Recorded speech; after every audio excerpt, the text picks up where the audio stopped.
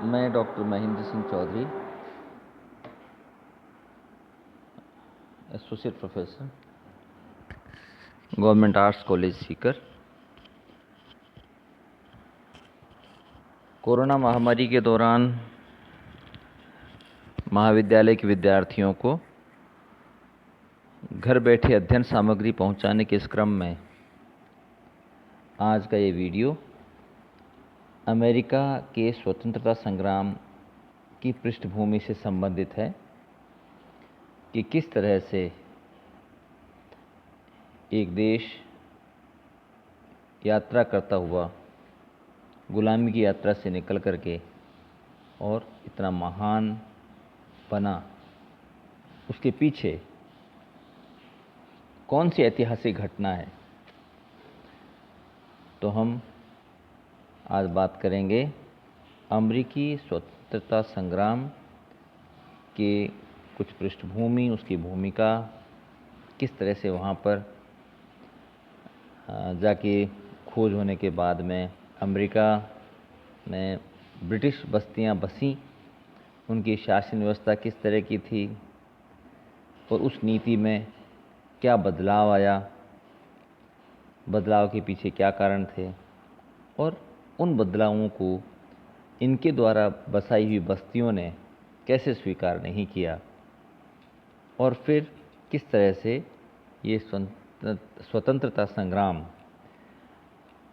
America में England के विरुद्ध एक व्यापक रूप लेता है, उसके लिए कौन कौन सी परिस्थितियां जिम्मेदार थीं।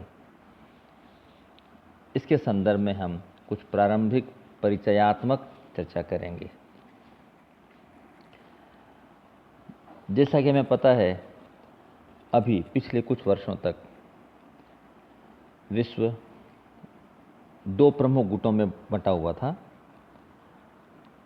उसमें एक का नेतृत्व अमेरिका और दूसरे का सोवियत संघ कर रहा था। लेकिन 20वीं सदी के अंत में मिखाइल गोर्बाचोव की सुधारवादी नीति की असफलता के कारण सोवियत संघ अपना वर्चस्व खो बैठा और आज विश्व की सर्वोच्च शक्ति के रूप में केवल संयुक्त राज्य अमेरिका रह गया है। इसकी जो सैनिक शक्ति की सर्वोच्चता है, उसको चुनौती देने वाला कोई देश नहीं बचा। इसका उदाहरण हम पाते हैं कि खाड़ी युद्धों में किस तरह से इराक के विविध सैनिक ठिकानों पर मन मर्जी मुताबिक जब चाहे तब बम वर्षा करके अपनी धाक सिद्ध करता रहता है। उसका विरोध आज विश्व में कोई देश नहीं कर पा रहा। परंतु यह संयुक्त राज्य अमेरिका विश्व की प्रथम शक्ति कब से बना, किस प्रकार बना, यह विषय विश्व के देशों और विचारकों को निश्चित रूप से अचरज में डालता है। जो देश 18वीं सदी के पूर्वार्ध तक इंग्लैंड का गुलाम बना हुआ था तथा प्रथम विश्व युद्ध के उपरांत तक जो मुनरो डॉक्ट्रिन थे या मुनरो के सिद्धांत थे, उसका अनुपालन करते हुए विश्व की राजनीति से सर्वथा अलग बना हुआ था, विलग बना हुआ था, आज वही देश विश्व की राजनीति पर छा गया है। दूसरे विश्व युद्ध के प्रारंभ तक अंतर्राष्ट्रीय जगत में जो ग्रेट ब्रिटेन की छाप थी, उससे भी कहीं अधिक शक्तिशाली आज अमेरिका बन चुका है। इस पर अगर चिंतन करें, इस पर बात करें, विचार करें, तो एक ही कारण नज़र आता है कि वो किस तरह से ब्रिटिश दासता से मुक्त हुआ, इंग्लैंड की दासता से मुक्त हुआ और एक स्वतंत्र देश के रूप में स्थापित होकर के और एक शक्तिशाली राष्ट्र बना। 1492 में कोलंबस ने अमेरिका का पता लगाया। अमेरिका की यह खोज बहुत महत्वपूर्ण सिद्ध हुई क्योंकि यूरोप वासियों को इसका पता चलते ही उन्होंने अपना ध्यान उधर देना शुरू कर दिया और वाणिज्यवाद, कॉमर्शियलिज्म, व्यापार का ज़माना था, तो व्यापार के लिए वाणिज्यवाद की पूर्ति के कारण यूरोप के देश काफ़ी समृद्ध हो चुके थे और यूरोप के तत्कालीन शक्तिशाली और व्यापारिक देश, भले वो स्पेन हो, फ्रांस हो, नीदरलैंड हो, इंग्लैंड हो, सभी लोग अमेरिका का पता लगते ही वहाँ पर अपने उपनिवेशों की स्थापना करना चाहते थे और सभी इस रेस में एक दूसरे के पीछे लग गए। इंग्लैंड भी इसे छूता नहीं था, इंग्लैंड भी इस दौड़ में शामिल रहा और उसने जो अब वर्तमान जो यूनाइटेड स्टेट्स ऑफ अमेरिका है, यूएसए है अमेरिका, उसके पूर्वी किनारे पर अपनी 13 बस्तियां बसा ली। और 13 बस्तियों में बहुत सारी बस्तियां, James town, Maryland, New York, Hampshire, Massachusetts वगैरह, रोड आइलैंड, ये बहुत सारी, न्यू जर्सी, काफ़ी, लगभग 13 बस्तियां उसने अपने वहाँ बसा ली थी। ये बस्तियां इंग्लैंड की सरकार ने स्थापित नहीं की थी। ये गौर करने वाली बात है कि ये बस्तियां इंग्लैंड की सरकार ने स्थापित नहीं की थी, वरन सरकार से आज्ञा प्राप्त करके वहाँ की जो व्यापारिक कंपनियां थी उन्होंने स्थापित की थी। और सबसे पहले 1607 में वर्जीनिया में जेम्स टाउन नाम की बस्ती बसाई गई थी। इस बस्ती के बस जाने के बाद में लगातार बहुत सारी बस्तियां आबाद होती चली गई और उनकी आबादी भी कई लाखों में पहुंच गई। जैसे जैसे पता लगा कि वो एक लाभ का सौदा है, तो और भी व्यापारी और व्यापारी कंपनियां वहां जाकर के अपना व्यापार स्थापित करने लगे, अपनी बस्तियां बसाने लगे। तो इस तरह से स्पष्ट है कि यूरोप में बहुत सारी बस्तियां बस चुकी थी और सब की प्रेरणा व्यापार था, वाणिज्यवाद था। 1607 में जेम्स टाउन नामक बस्ती पहली इंग्लैंडी कंपनी ने बसाई थी और इंग्लैंड के जो उस समय जो शासक थे, राजा जेम्स फर्स्ट प्रथम ने 1606 में लंदन और प्लीमथ नामक कंपनियों को अमेरिका में व्यापार करने हेतु बस्ती बसाने की अनुमति प्रदान की थी। और जैसा कि बताया अभी, 1607 में कप्तान क्रिस्टोफर न्यूपोर्ट ने वर्जीनिया क्षेत्र में जेम्स नदी के तट पर जेम्स टाउन नामक बस्ती बसाई थी। ये पहली बसावट है जो ब्रिटिश कंपनी ने इंग्लैंड में बसाई थी। यहाँ की खेती तंबाकू, प्याज, कपास, तंबाकू और कपास की जो खेती हुई थी ने इस बस्ती को बहुत विकसित कर दिया और संपन्न बना दिया। इसकी सफलता पर इंग्लैंड के अन्य व्यापारी भी अमेरिका में बस्तियां बसाने में शीघ्रता करने लगे और इंग्लैंड की और भी कंपनियां यहाँ के बस्तियां बसाने की अनुमति प्राप्त करने में रुचि लेने लगी। 1620 में न्यू इंग्लैंड की काउंसिल और 1629 में मैसाचुसेट्स कंपनी को अमेरिका में बस्ती बसाने की आज्ञा मिली।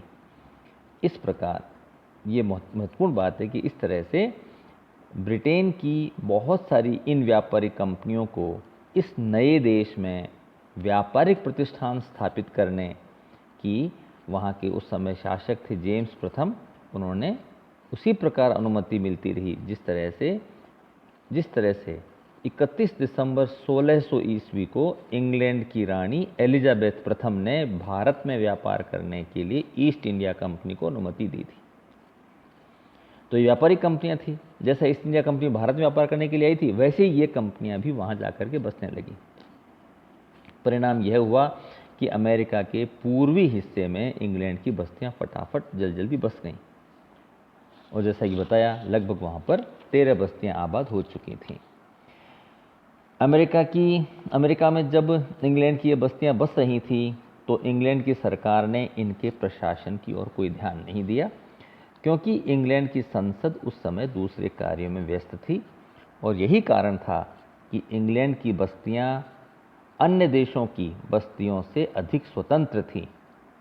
वे अपनी इच्छानुसार शासन व्यवस्था कर रही थीं।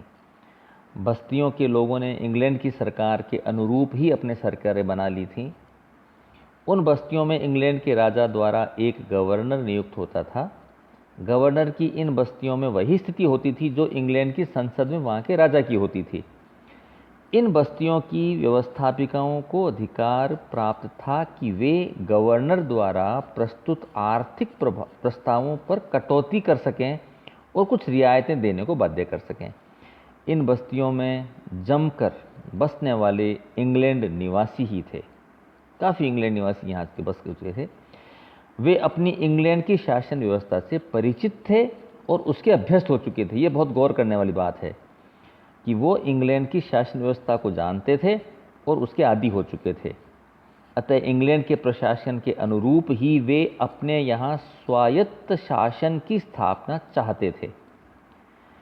तो हम कह सकते हैं कि इन बस्तियों की जो शासन प्रणाली थी वो औपनिवेशिक सिस्टम पर आधारित थी और अमेरिकी बस्तियां इंग्लैंड के लाभ के लिए बनी हुई थी। इसी धारणा के अंतर्गत बस्तियों की हर आर्थिक गतिविधि पर नियंत्रण रखा जाता था और ये नियंत्रण एक तो वैधानिक तरीके से, एक व्यापार पर नियंत्रण करके और कार्यपालिका के नियंत्रण से। तो इन बस्तियों पर रोक अंकुश भी इंग्लैंड सरकार का हो रहा था। अब इस नीति में बदलाव आता है। अमेरिका में इंग्लैंड का जो उपनिवेशवाद था वो इंग्लैंड के साम्राज्यवाद का परिणाम नहीं था कि अपने साम्राज्य विस्तार कर रहे हैं। साम्राज्य विस्तार के लिए यहाँ पर उपनिवेश नहीं बसे थे, वरन उनका जो एक विकसित वाणिज्यवाद था, विकसित वाणिज्यवाद का परिणाम था कि व्यापार जिस रूप में बढ़ रहा था उसकी परिणति थी कि यहाँ पर उपनिवेश स्थापित किए गए थे उस व्यापार को बढ़ाने के लिए। इंग्लैंड के शासक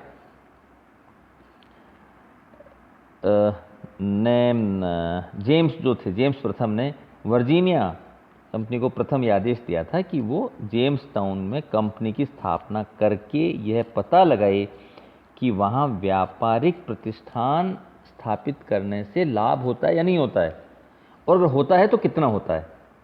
ये उद्देश्य था, है ना, कि जेम्स टाउन जो सेटलमेंट था it was started as a commercial venture by Virginia company. तो ये उद्देश्य था कि पता लगाया जाए वहाँ ऐसा जा करके व्यापार करके कि अपने लिए नफ़े का या नुकसान का क्या सौदा है। जब जेम्स टाउन में अच्छी पैदावार हुई, कंपनी को बहुत लाभ हुआ, तब वहाँ अन्य कंपनियों ने भी अपनी बस्तियाँ स्थापित कर दी थी। इन उपनिवेशों से इंग्लैंड की सरकार ने आशा की थी कि वे अपनी मातृभूमि के औद्योगिक विकास और व्यापार में सहायता देंगे, परंतु परिणाम इसके विपरीत रहे। अतः इंग्लैंड की सरकार को अमेरिका के उपनिवेशों के प्रशासन में हस्तक्षेप करने को बाध्य होना पड़ा। और इस बाध्यता के पीछे महत्वपूर्ण कारण है कि इंग्लैंड फ्रांस के साथ में एक लंबे वार में फंस गया था, युद्ध में फंस गया था। लगभग 7 वर्ष तक वो युद्ध हुआ, 1756 से लेकर 1763 तक हुआ। क्योंकि 7 वर्ष तक हुआ था इसलिए इसे 7 ईयर्स वॉर भी कहते हैं। और इस नीति में बदलाव इस युद्ध के बाद में आता है। युद्ध में इंग्लैंड ने फ्रांस को पराजित कर दिया, पर उस युद्ध में इंग्लैंड को बहुत ज़्यादा धन खर्च हो गया था। और इस युद्ध के बाद में जो परिणति इस युद्ध की हुई थी वो पेरिस की संधि के रूप में हुई थी 1763 ईस्वी में।